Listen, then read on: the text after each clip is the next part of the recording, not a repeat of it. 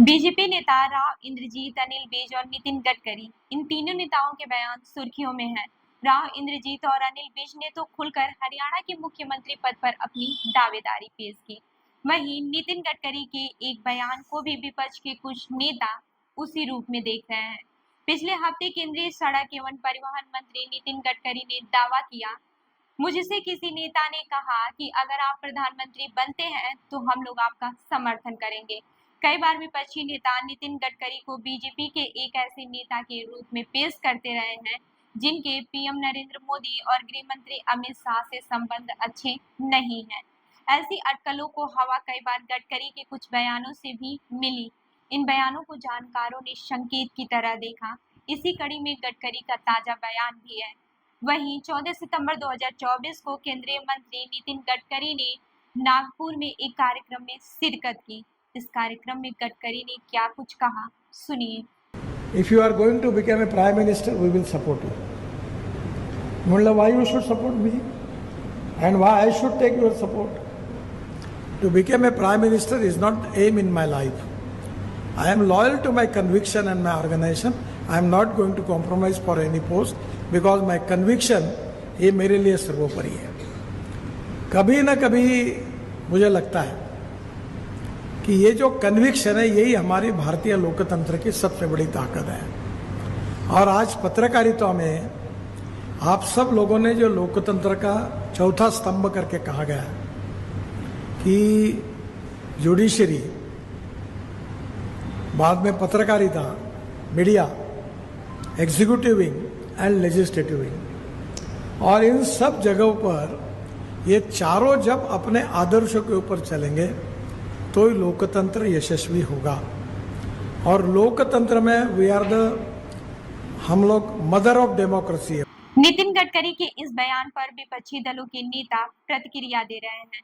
शिवसेना की सांसद प्रियंका चतुर्वेदी ने सोशल मीडिया पर लिखा, नितिन गडकरी जी शीर्ष की कुर्सी के लिए अपनी दिली ख्वाहिश व्यक्त कर रहे हैं। वो इसके लिए विपक्षी दलों के बहाने मोदी जी को संदेश भेज रहे हैं। इंडिया गठबंधन में कई काबिल नेता हैं जो देश का नेतृत्व कर सकते हैं। हमें बीजेपी से नेता उधार लेने की जरूरत नहीं है। बढ़िया खेल नितिन जी।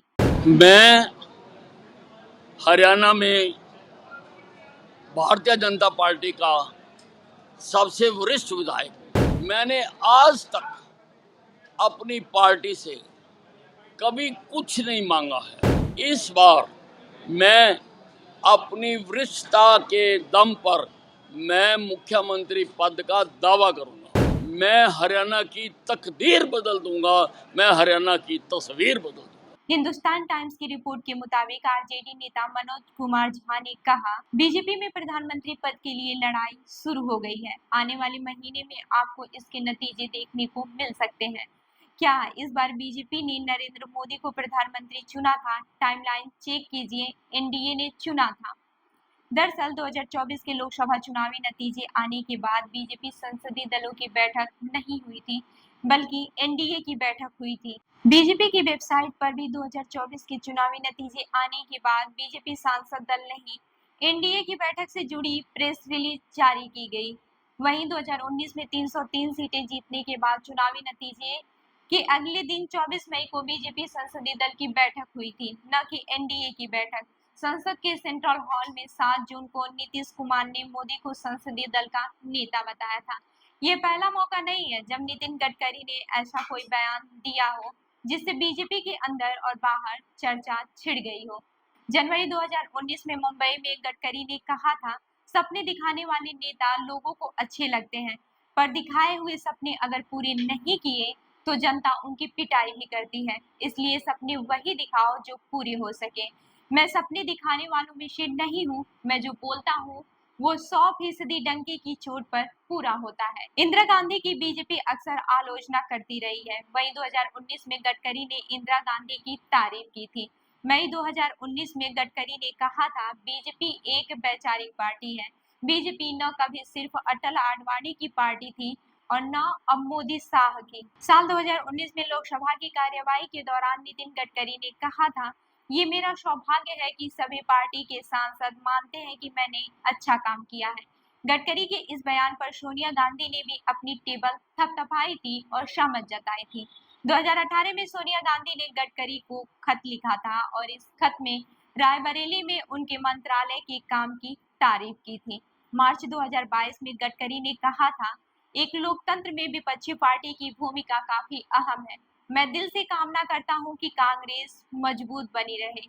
आज जो कांग्रेस में है, उन्हें पार्टी के लिए प्रतिबद्धता दिखाते हुए पार्टी में बने रहना चाहिए। उन्हें हार से निराशा न होते हुए काम करना जारी रखना चाहिए। जुलाई 2022 में नितिन गडकरी ने कहा था, अक्सर राजनीति को अलविदा कर देने का मन करता है, क्योंकि लगता है कि राजनीति के अलावा भी जीवन में करने के लिए बहुत कुछ है। गडकरी ने कहा था, राजनीतिक पार्टियों को चंदा देने वाले सोचते हैं कि वो जो भी मांग रखेंगे उन्हें मान लिया जाएगा। ऐसे ही कुछ बयानों के 3 हफ्ते बाद गडकरी को बीजेपी संसदीय बोर्ड से हटा दिया गया था। गडकरी को बीजेपी ने केंद्रीय चुनाव समिति से भी हटा दिया था, जबकि देवेंद्र फडणवीस को शामिल कर लिया गया था। 2024 के चुनाव से पहले उद्धव ठाकरे ने कहा था, अगर नितिन गडकरी को लगता है कि बीजेपी में उनकी बेइज्जती हो रही है तो उन्हें हमारे पास आना चाहिए। हम सुनिश्चित करेंगे कि वो 2024 का चुनाव जीते। इस पर जवाब देते हुए गडकरी ने कहा था, उद्धव ठाकरे को बीजेपी नेताओं को लेकर परेशान होने की जरूरत नहीं है। नितिन गडकरी को आरएसएस के पसंदीदा नेताओं में से एक माना जाता है, लेकिन नरेंद्र मोदी और अमित शाह से गडकरी के संबंधों को लेकर कई बातें कही जा रही हैं।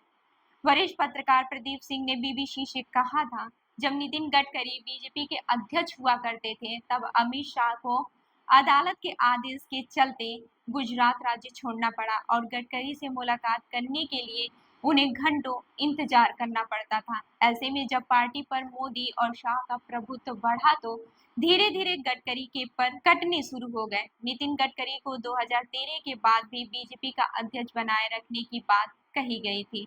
इसके लिए पार्टी के संविधान में संशोधन तक किया गया था, लेकिन उसी दौरान नितिन गडकरी पर भ्रष्टाचार के आरोप लगे और उन्होंने पार्टी के अध्यक्ष पद से इस्तीफा दे दिया था। इस्तीफे के बाद गडकरी पर लगे भ्रष्टाचार के आरोप की चर्चा एकदम से बंद हो गई थी। गडकरी के इस्तीफे के बाद राजनाथ सिंह को पार्टी कमान मिली थी। राजनाथ सिंह की अध्यक्षता में ही नरेंद्र मोदी को 2024 के लोकसभा चुनाव में प्रधानमंत्री पद का चेहरा बनाया गया था। प्रदीप सिंह का मानना है कि अगर 2014 में पार्टी की कमान नितिन गडकरी के पास होती तो नरेंद्र मोदी शायद ही बीजेपी की ओर से पीएम का चेहरा बन पाते। तो इस खबर पर क्या है आपकी राय, हमें जरूर बताइए। मैं हूं रूबी आपके साथ और आप देख रहे हैं जनदर्पण न्यूज। धन्यवाद।